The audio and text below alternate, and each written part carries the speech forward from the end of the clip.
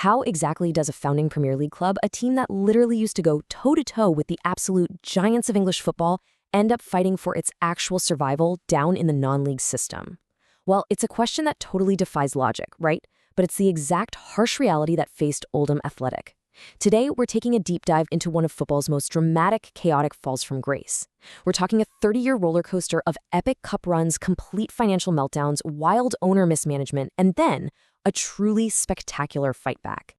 So, welcome to this explainer. Today, we're doing a proper deep dive into the data and the history to see exactly how a historic, incredibly community-rooted football club hit rock bottom, only to be miraculously saved by the very people who love it most, the fans. We're going to unpack all of it, the numbers, the protests, and the incredible rebirth of the Latics. Let's get into it. Here's our agenda for this deep dive. 1. The Premier League dream. 2. A historic fall from grace. 3. Fans reclaim their club. And finally, 4. The 2025-26 resurgence. Starting right off with part 1, the Premier League drain. To truly appreciate how far Oldham Athletic fell, we kind of have to rewind back to 1992 and the formation of the modern English top flight. You see, Oldham wasn't just a participant. They were actually a founding member of the newly formed 22-team Premier League. They spent their first 2 years in this brand new, mega lucrative competition under legendary manager Joe Royle. But, that peak was pretty fleeting. By 1997, they had dropped entirely out of the second tier. And what followed was a slow, agonizing descent. They spent 21 consecutive years in League One, just desperately trying to cling to their Football League status while grappling with some serious off-pitch turmoil. And the absolute tipping point arrived in 2003. The club was dragged into administration, and their very existence was literally hanging by a thread. The taxman was knocking, wages were going unpaid, and they had to find £1.2 million by the end of September or face total liquidation. Extinction for a former Premier League club was suddenly just days away.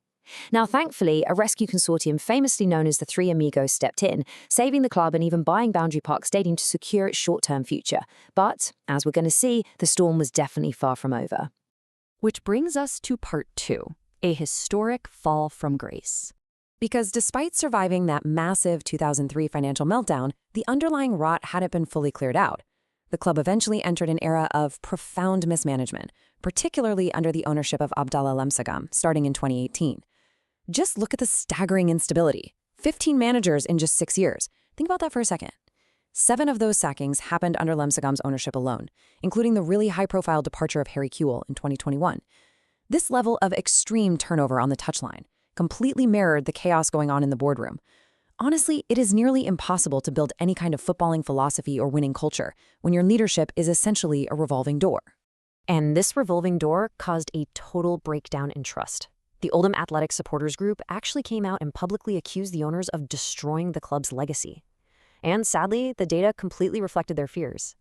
At the end of the 2021-2022 season, the unthinkable happened.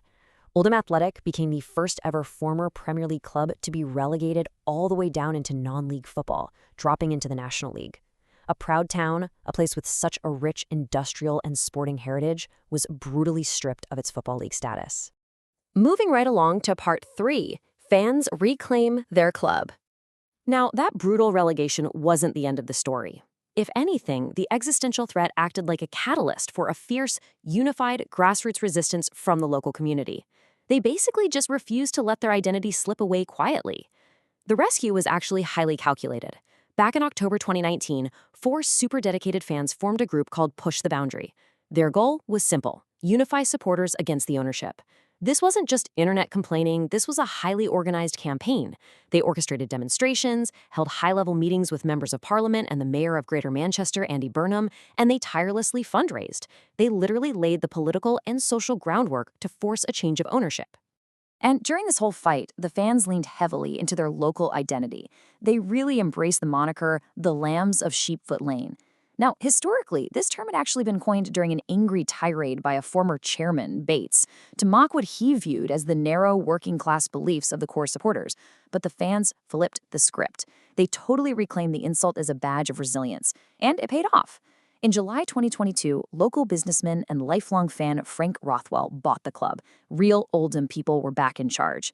And by March 2023, Rothwell made his most crucial move. he bought Boundary Park Stadium back, officially reuniting the club with its spiritual home. Finally, we hit part 4, the 2025-26 resurgence. Let's look at the actual data behind this triumphant return. So, after winning promotion back to League Two, Oldham Athletic didn't just survive, they absolutely thrived. Over a grueling 46-match season, they secured 18 wins, 14 draws, and 14 losses, bringing in a positive goal difference of 16. That effort secured them a really solid 10th place finish. Now, why does this matter? Well, because the underlying data proves the sheer success of their resurgence. It marked the club's highest finish in the entire English Football League system since their relegation from League One way back in 2018. They even spent parts of February and March on a massive 10-game unbeaten run, conceding only 2 goals in that entire stretch. Incredible. The contrast between eras here is just undeniable. The absolute existential despair of 2022 has been completely erased by the stability of 2026. Instead of that crazy revolving door of 15 managers we talked about earlier, the club secured Micky Mellon on a 2-year contract extension, tying him down until 2028. He was even shortlisted for the League Two Manager of the Season. And on the pitch, goalkeeper Matthew Hudson kept a staggering, club record, 19 clean sheets in the league, easily earning himself a spot in the EFL League Two team of the season. They have completely transitioned from a distressed asset right back into a stable, highly competitive sporting operation. To wrap up this explainer, I really want to leave you with a thought to ponder. Oldham Athletic's journey from top-flight founders to non-league castaways and back again is a massive testament to the unbreakable bond between a town and its football club. It proves that, yeah, bad management can absolutely strip a club of its status, but it cannot strip a community of its identity. So armed with local ownership, a totally unified fan base, and newfound stability on the pitch, can the Lambs of Sheepfoot Lane continue this incredible arc and climb their way back to the very top of English football? I guess we'll have to wait and see. Thanks so much for joining me on this deep dive. Catch you next time.